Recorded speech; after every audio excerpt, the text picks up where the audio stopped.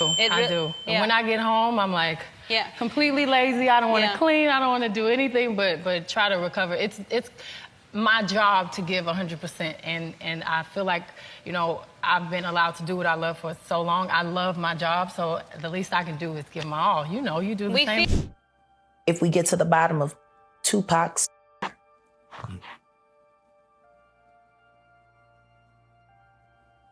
when that is finally revealed, 15 other will be revealed with it.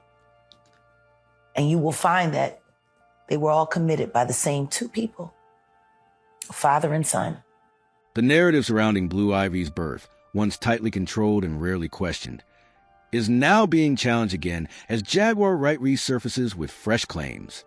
What was previously brushed off as baseless online chatter has now been given new life through the mention of a name, Kathy White.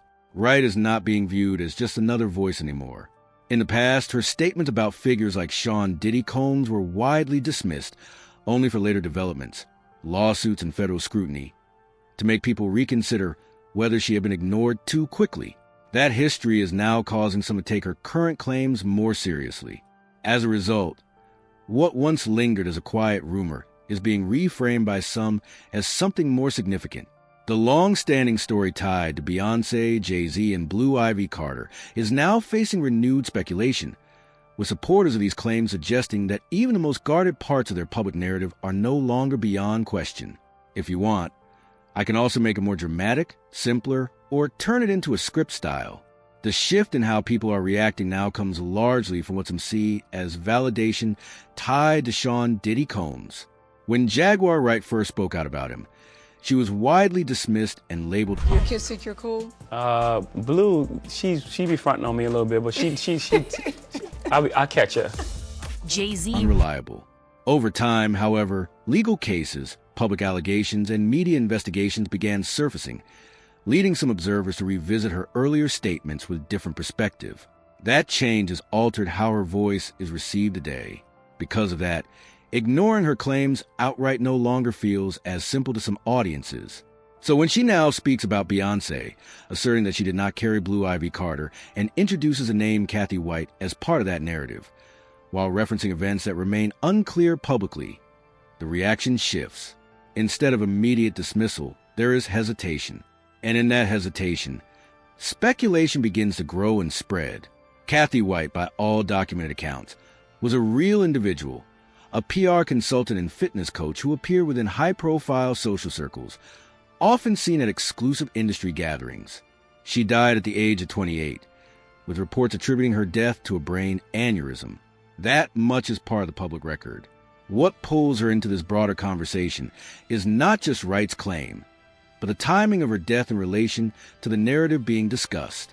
For some, that timing raises unanswered questions. And when clear information is lacking, those gaps can take on a life of their own, fueling further speculation and pressure around the story. If you want, I can make it shorter, more cinematic, or YouTube-style storytelling. The tension surrounding this story deepened when reports began circulating about a journalist, Liz Krogan, and a detail that seemed to shift everything.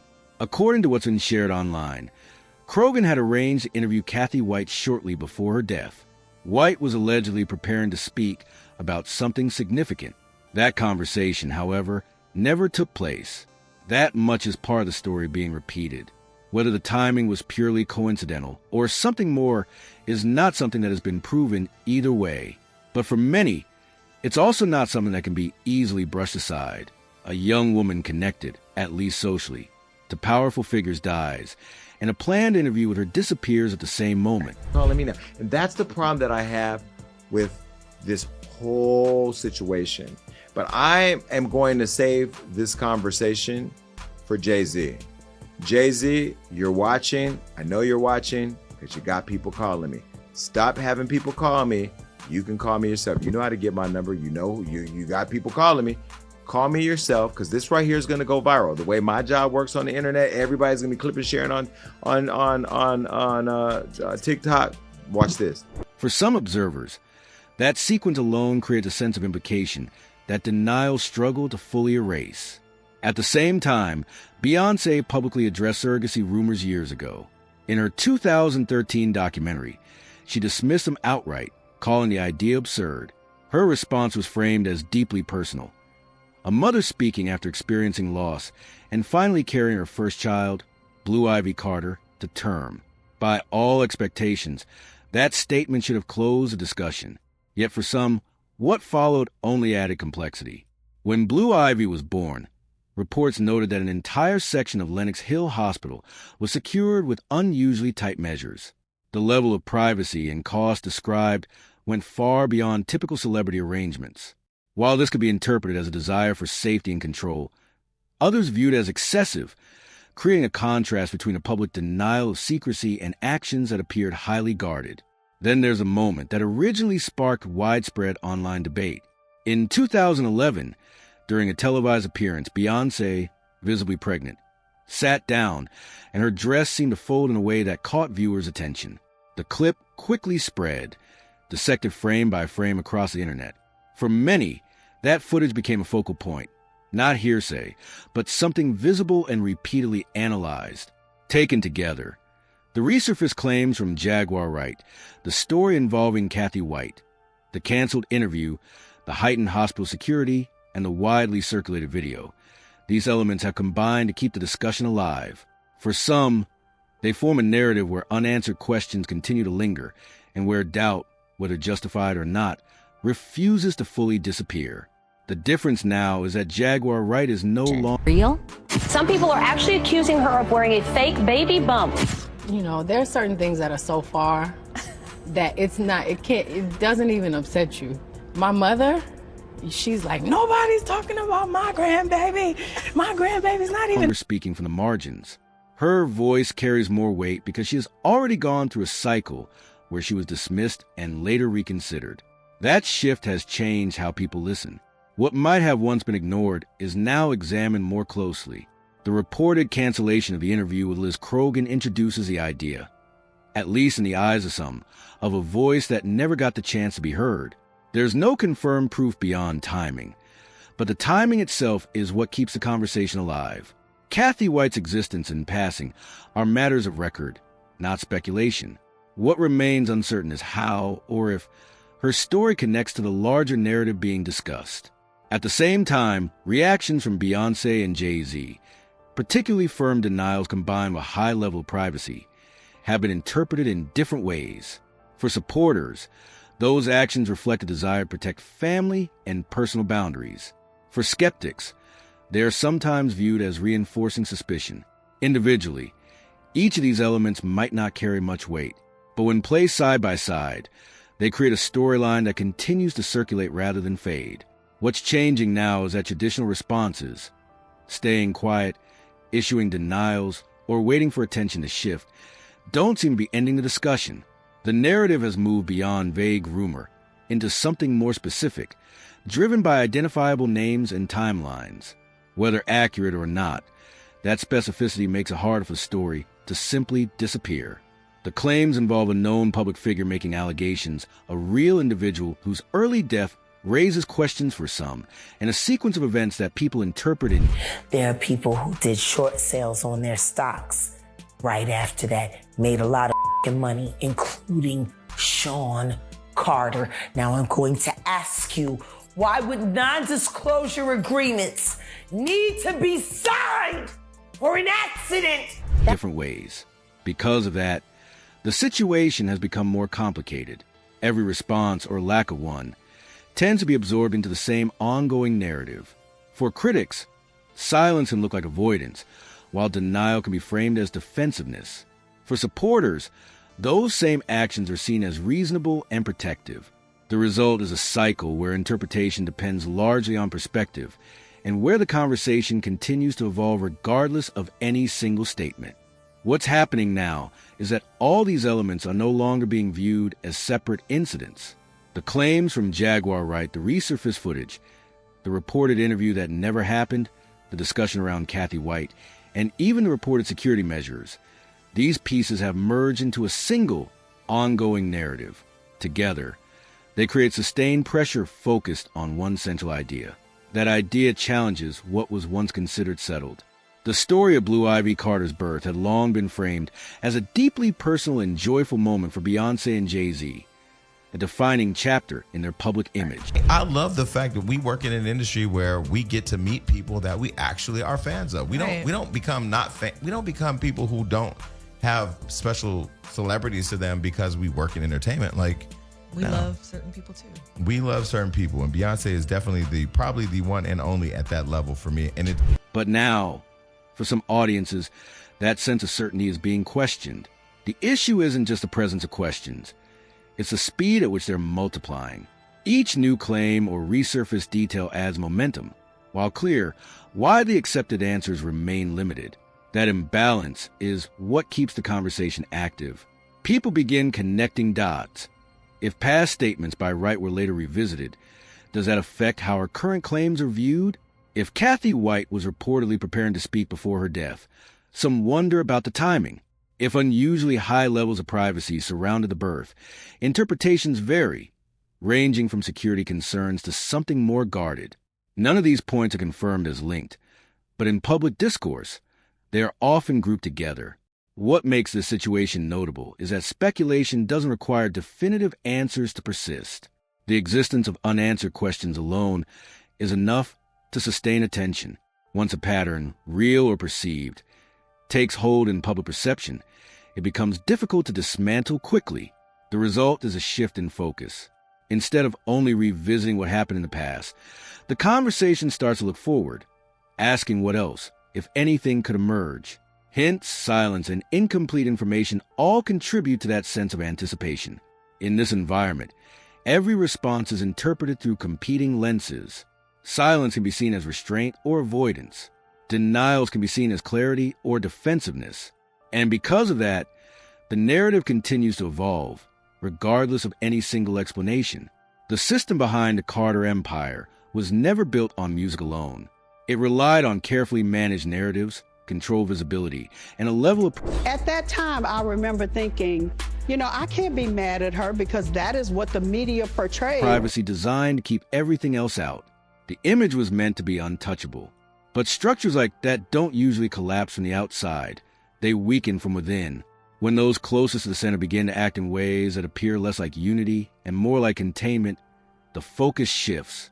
The conversation stops being about what may or may not have happened years ago and starts questioning whether the culture of secrecy itself has always been part of the issue.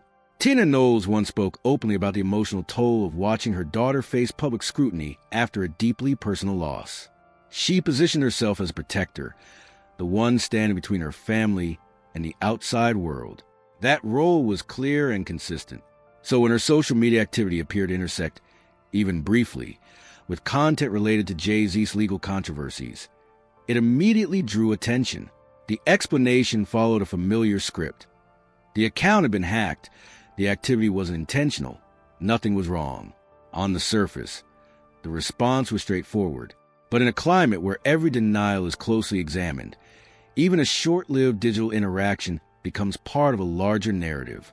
Screenshots last longer than statements, and moments that disappear quickly can still leave a lasting impression. Claiming an account was hacked has become a familiar move in public relations crises. It's a response that doesn't demand evidence, doesn't require further explanation, and avoids direct acknowledgement of anything specific. The goal is simple: shut the moment down before it gains traction. But in today's environment, stories don't fade that easily. Audiences have seen this pattern too many times, and they've learned to question it. So when Tina Knowles appeared to interact with content and then quickly distance herself from it, the reaction wasn't immediate reassurance. Instead, it created hesitation. And in that hesitation, a new question formed. Was there really a breach, or was the explanation itself part of managing the fallout? Within the orbit of Beyonce and Jay-Z, speculation doesn't seem to be contained anymore. Unverified voices claiming insider access have started describing a situation under pressure, private discussions surfacing, tensions building beyond what's publicly acknowledged. Normally, these kinds of anonymous claims would be dismissed outright, but the surrounding context has shifted how they're received. when previous allegations have already sparked reconsideration, when certain events remain unexplained, and when missed opportunities. And it was pretty much said like, Jay doesn't really want awards. Well, he go to the Grammys. Right. He you know, come into the Black-owned spaces. Let's figure out how to work together so that way we have the relationship when it matters, not when it's convenient for you and your image. Because they all call us when the story... Like a reported interview that never happened, are folded into the timeline. Even unconfirmed whispers begin to feel, to some, like part of a larger unfolding narrative. Adding to that atmosphere is Jason Lee, a media figure with industry connections, who has publicly suggested he intervened in something significant involving Beyonce. He claims to have proof and implies there's more he could reveal.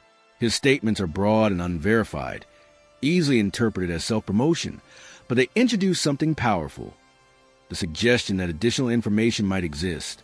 And that suggestion alone is enough to keep attention locked in. The story doesn't need concrete new evidence to continue circulating. It only needs a possibility that more could eventually come to light. The impact of all this is intensified by how the family's own art is now being pulled into the conversation. Beyonce has always created music rich with symbolism, open-ended, emotional, and deeply interpretive. That complexity was once celebrated as artistry. Now, it's being viewed through a different lens. Tracks that explore grief, absence, and things lost too soon are being revisited by listeners who are searching for deeper meaning where they might not have before. It's a subtle shift, but one that changes everything. The discussion moves beyond headlines and into the fan community itself, where interpretation becomes part of the experience. And once audiences begin decoding on their own, the narrative no longer depends on outside sources. It sustains itself. Her documentary revelation about miscarriage was once seen as a final word. It was personal, unfiltered, and emotionally powerful. It humanized her in a way that resonated widely. So what happens now is this is simply a civil complaint. And in a civil complaint, it goes through the technical legal process. Now, the distinction, Jessica, between civil and criminal, of course, is that civil is for monetary damages, right? The system can only reward you with money. There's allegations that this 13-year-old is suffering from post-traumatic stress disorder, suffered depression, etc. So now you go to fact-finding, offering what felt like closure to any speculation about her pregnancy journey. But in this new context, that same vulnerability is being viewed differently. Instead of ending the conversation, it underscores how real the stakes were, how much was at risk, how deeply everything mattered. And because of that, alternative interpretations suggesting hidden decisions or extraordinary steps find space to exist in ways they didn't before. The acknowledgement of loss doesn't silence speculation. For some, it makes other possibilities seem conceivable. What's unfolding now is a convergence. Separate elements, unverified insider claims, fleeting social media moments, suggestions of undisclosed evidence, reinterpretations of music, and emotional weight of past revelations are no longer isolated. Together, they form a single narrative force pulling attention toward the same unresolved point. The strength of the family's public image has always relied on keeping such elements disconnected, ensuring that individual questions remain on the fringe. But that separation is breaking down. As these pieces begin to overlap, they start to resemble a pattern, whether if you're a halfway intelligent person, when do you start questioning how lucky some keep getting? Right. Real or perceived. Timing also plays a critical role. These conversations are surfacing at a moment when legal developments involving Jay-Z have concluded in ways that appear definitive on the surface. A case may be dismissed and framed as closure, even as questions linger beneath that outcome. Legal resolutions don't always provide full clarity. They can reflect many things: private agreements, strategic decisions, or simply a choice to move on. The public rarely sees a complete picture, and when certainty is missing, it creates space. That space is quickly filled by whatever narrative is already gaining momentum. The narrative already in motion is now being driven by factors outside the family's control. Voices that were once dismissed as fringe or conspiratorial are starting to appear in broader conversations. Claims that were expected to fade away are being revived with added layers, while past denials, once meant to end speculation, are now being reinterpreted by some as part of the story itself. The very system that once protected Beyonce and Jay-Z is, in some eyes, producing the opposite effect. I mean, why waste my time? And sometimes you respond to something that brings way more attention to it, too. That too, and it's just, it goes into another space, and then you just like, oh, y'all not listening to me. But then you'll have somebody that'll say to you, lack of information no longer reads as privacy. It is increasingly viewed by skeptics as something being withheld. Silence is analyzed. Statements are dissected. Every response becomes open to interpretation. At the same time, there are figures connected to the story who remain in the background. The journalist reportedly linked to Kathy White has not publicly clarified her position, yet her name continues to circulate. Jason Lee has suggested he holds proof of something significant, though nothing has been released. These unresolved threads create a sense that more could exist beneath the surface, even if it has not been substantiated. Moments that hint at internal strain, like brief social media activity that quickly disappears, add to that perception, whether meaningful or not. Such incidents are often interpreted as signs that the carefully maintained image of unity may not be as solid as it appears. Even the art itself is being re-examined. Music that was once appreciated for its depth and emotion is now being analyzed for unintended meaning. Listeners are revisiting lyrics and themes, searching for